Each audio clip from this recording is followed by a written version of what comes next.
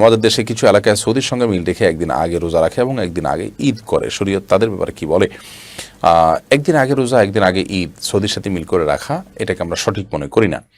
যদিও ইখতিলাফে মাতালে বা পৃথিবীর বিভিন্ন প্রান্তে বিভিন্ন সময় চাঁদ দেখা যায়, সেটা ধর্তব্য হয়ে সে আলোকে রোজা রাখা, সে আলোকে ঈদ করা, এটা নিয়ে ফুকাহায়ে মধ্যে মতপার্থক্য আজকে নতুন নয়, অনেক আগে থেকেই, এবং সেটা গ্রহণযোগ্য উলামায়ে কেরামের মধ্যেই মতপার্থক্য চলে আসছে। এরপরও আজকাল যারা এটি করছেন আমাদের দেশে বিশেষ করে, তাদের একটা বড় অজুহাত হলো যে যেহেতু আপনার সারা বিশ্বের মানুষরা বিভিন্ন দিনে রোজা রাখে, তাতে মুসলমানদের ঐক্যের ঘাটতি হয়, একই দিনে সবাই রোজা রাখলে, একই দিনে সবাই উদযাপন করলে ঐক্য তৈরি হবে।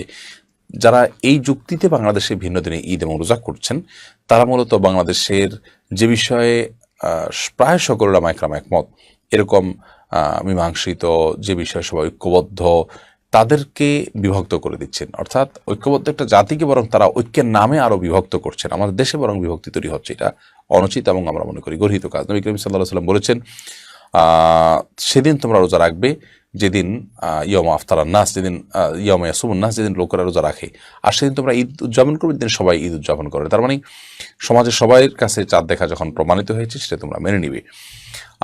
আমরা জানি যে আমাদের নবী করিম সাল্লাল্লাহু আলাইহি ওয়াসাল্লামের সময়ও কিন্তু মক্কার বাইরে আরও অনেক দূর দূরান্তে ইসলাম ছিল। তারা প্রত্যেকে কিন্তু যার যার এলাকার চাঁদ দেখার উপর নির্ভরশীল থেকে, তার উপর নির্ভর করে তারা কিন্তু রোজা রেখেছেন এবং ঈদ উদযাপন করেছেন। আপনি যদি বলেন যে এখন তো টেকনোলজি চলে আসছে, আমরা তো মুহূর্তে মুহূর্তে জানতে পারি, প্রশ্ন হলো ইসলাম তো সার্বজনীন এবং সর্বকালীন, সব সময়ের জন্য, যার কারণে ইসলামে যা দেওয়া হয়েছে তার সব যুগে সব সময়ে সমানভাবে আপনি করতে পারেন, সেভাবেই কিন্তু দেওয়া হয়েছে।